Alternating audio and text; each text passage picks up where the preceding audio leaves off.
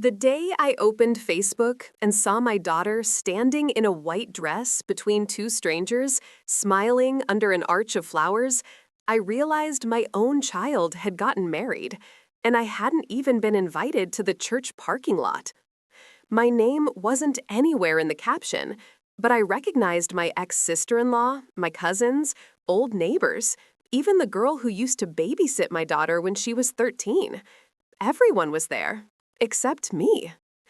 If that sentence hits you somewhere deep in the chest, you're not alone. Before I tell you what happened after I realized my daughter had walked down the aisle without me, do me one small favor.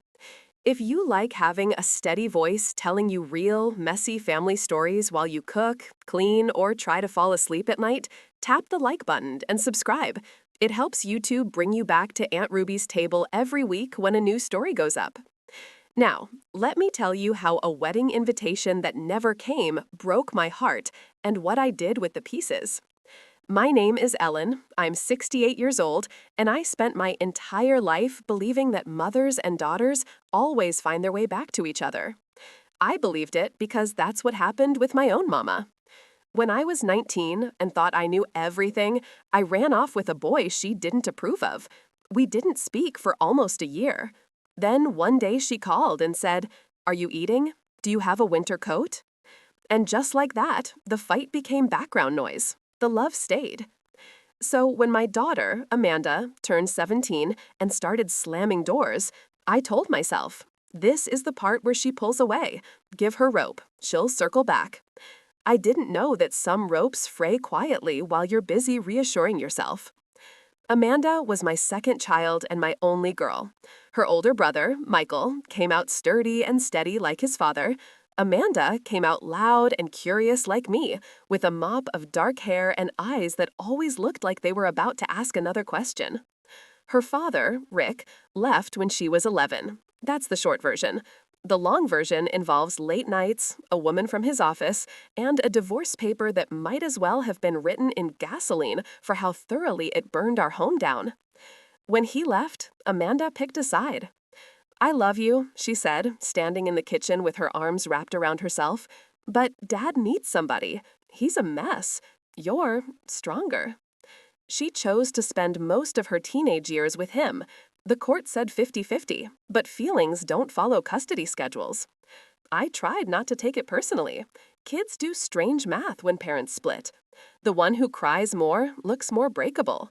The one who keeps the lights on and shows up to work every day looks like a rock, not like someone who might be crumbling inside. I kept showing up. I went to band concerts and basketball games. I texted silly memes. I left little care packages on her porch when I knew she was studying for exams at her dad's. Sometimes she was warm. Sometimes she was ice. I told myself that was normal. The real cracks started when she met Mark. Mark came into Amanda's life when she was 23 and finishing up nursing school. He was older, 32, with a confident smile and expensive shoes. He worked in software sales, which, near as I can tell, is just being paid to talk fast to people on planes. Their first Thanksgiving together, she brought him to my house. He walked in like he'd been there 100 times, shook my hand, complimented the smell of the turkey, and then spent the next hour talking about himself. I watched the way Amanda leaned in when he spoke, like he was a campfire and she was cold. I did what mothers are supposed to do. I tried to make room. I pulled out my best dishes, asked Mark about his family, listened to his stories about going to Europe for work. At the end of the night, he helped stack plates in the kitchen. "You've raised a strong daughter," he said. "She knows what she wants." "That she does," I said, proud and worried all at once. What Amanda wanted, it turned out, was Mark and his way of doing things.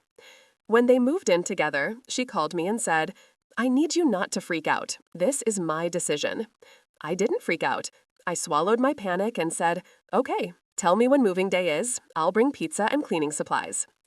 I tried to thread that needle all mothers of grown children know: support without approval, honesty without alienation. But somewhere along the way, I became, in their minds, the one who judged. It started with little comments Amanda would toss out like darts. "Mark thinks it's weird that you still call to check if I got home safe. I'm not a teenager." Mark says it's unhealthy how much you still worry about me. Mark thinks maybe therapy would help you let go a little. Mark thought a lot of things about me, apparently. I'd never once heard him ask what I thought.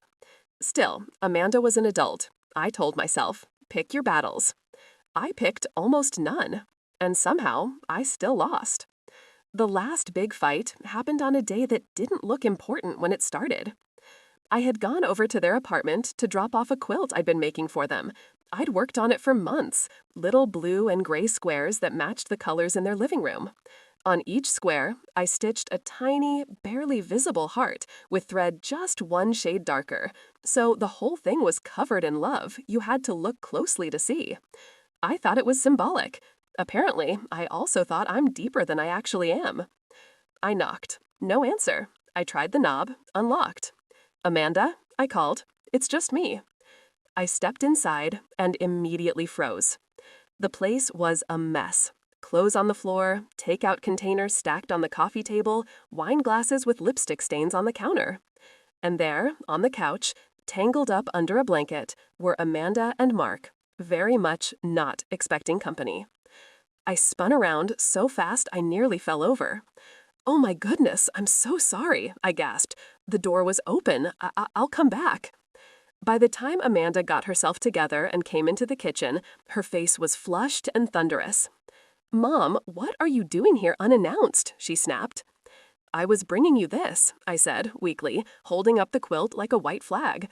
I knocked. Nobody answered. The door was open. I should have texted first. I know. I just... "You always just," she said. "You just show up.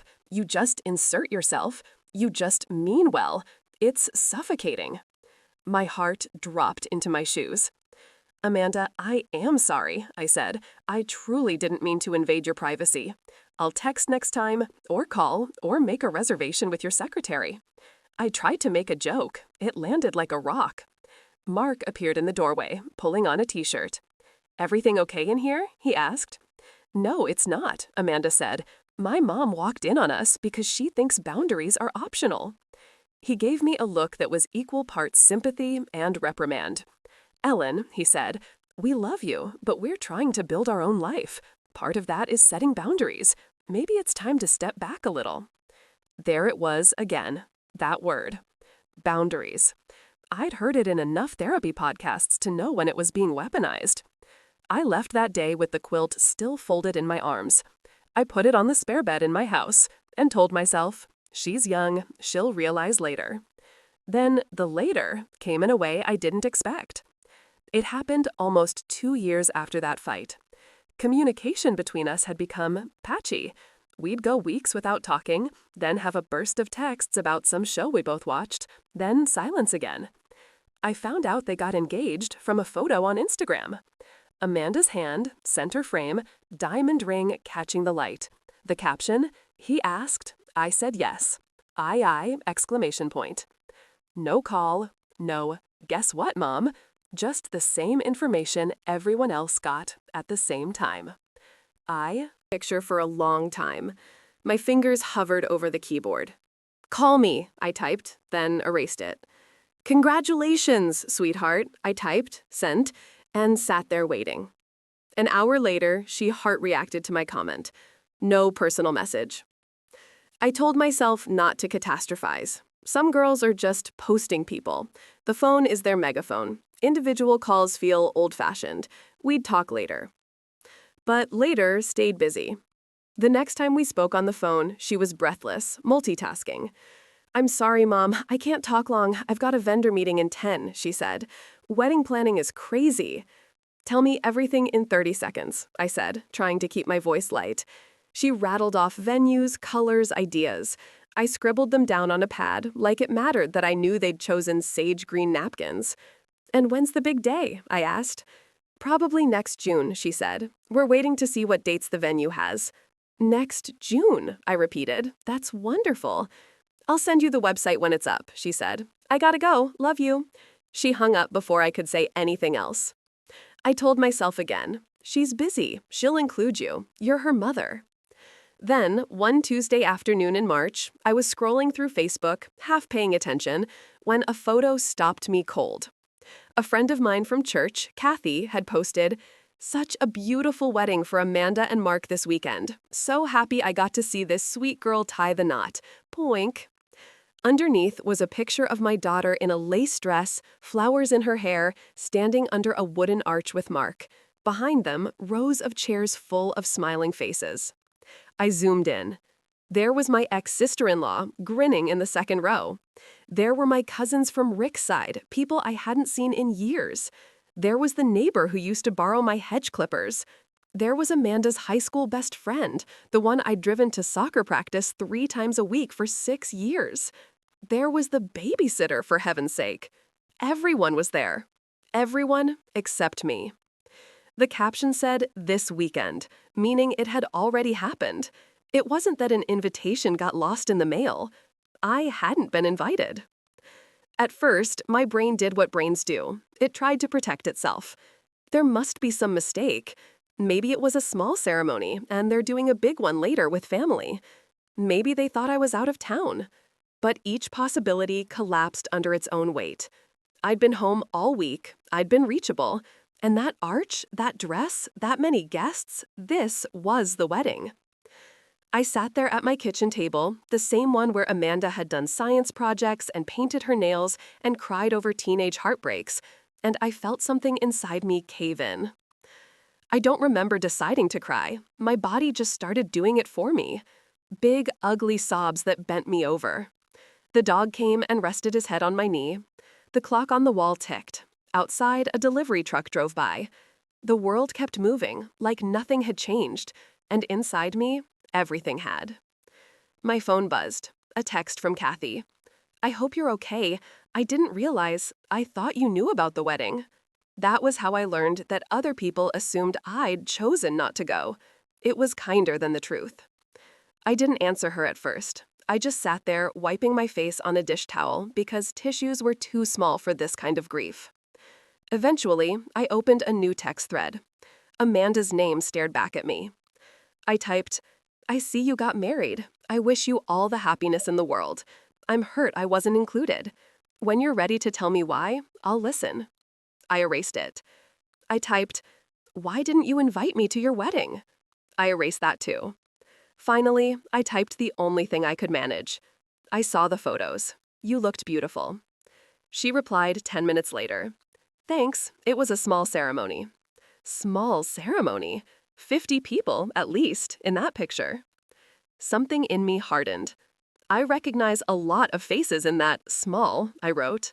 There was a long pause. I watched the 3 dots appear and disappear again and again. Finally, a message came. "I didn't invite you because I didn't want any drama on my wedding day." I stared at the words until they blurred. "What drama have I ever caused at your events?" I asked. Another wait. "You make everything about you, Mom. Mark thinks." I stopped reading for a moment. My heart was pounding so hard I could hear it. There it was again. Mark thinks. I scrolled on. "You'd find a way to make me feel guilty or cry or try to control something." I needed that day to be about me and Mark. I didn't want to be worrying about your feelings the whole time. My feelings, the ones she was so successfully not worrying about now. "So instead, you chose to hurt me quietly?" I typed. "I'm allowed to protect my peace," she wrote back. I put the phone down. I walked to the sink. I washed my face with cold water like that would reset me. It didn't. I looked at myself in the mirror, puffy eyes, lines deeper than they were last week, and thought, is this how it ends? No screaming match, no slammed doors, just a wedding I wasn't at. For 3 days, I moved through my life like a ghost.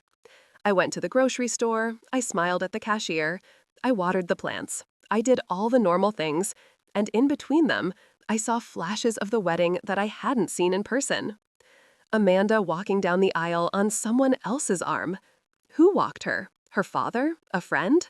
No arm at all? Amanda dancing the mother-daughter dance. With whom? Or did she skip it altogether to avoid the empty space where I should have been? The questions ate at me. On the 4th day, I called my pastor. "I feel ridiculous," I said, half laughing, half sobbing. People lose their children to car accidents and war. Mine is alive and well. She just got married without me. And I feel like someone died anyway. He didn't tell me I was overreacting. He didn't give me a Bible verse and send me on my way. He said, "Ellen, grief is grief. It doesn't check with other people's tragedies before it hits you. You lost something real, the story you thought your life would be." "The story where I sit in the front row and cry happy tears," I whispered. "Yes," he said. "What do I do?" I asked. "You protect your own heart," he said gently. "You don't chase people who are running away from you. But you also don't shut the door so hard it can never open again. Leave it on the latch if you can." Leave it on the latch. I thought about that all night. In the end, I wrote Amanda a letter. Not a text, not an email, an actual letter, in my shaky hand on my bud stationery. I wrote, "Dear Amanda, I saw the photos of your wedding. You looked beautiful. I'm truly glad you found someone you love enough to marry. Every mother wants that for her child. I'm also deeply hurt that I wasn't there. I won't pretend otherwise. Watching my little girl grow up, I always pictured helping you into your dress, fixing your veil, sitting in the front row with tears and waterproof mascara. Instead, I found out afterward, like a distant acquaintance. That choice was yours to make. I can't change it, but it did break something in me. You say you were afraid I would cause drama or make the day about me. I wish you had trusted me enough to talk to me first. We could have set ground rules. We could have had a plan. I would have stood in the back with duct tape over my mouth if that's what it took to see you get married. You are allowed to protect your peace. I am also allowed to protect mine. For now, I'm going to step back. Not to punish you, but to heal. My door is not locked, but I can't be the one always knocking. When you are ready, if you're ever ready, I am willing to talk with a counselor, with a mediator, or just the two of us in a public place. We can't undo what's been done, but we can decide what the rest of our story looks like. I will always be your mother. I will. Always love you. That doesn't disappear, even when I'm not on the guest list. Love, Mom. I mailed it. I watched the mailbox flag go down and felt like I'd just pushed a paper boat out onto a big, dangerous ocean.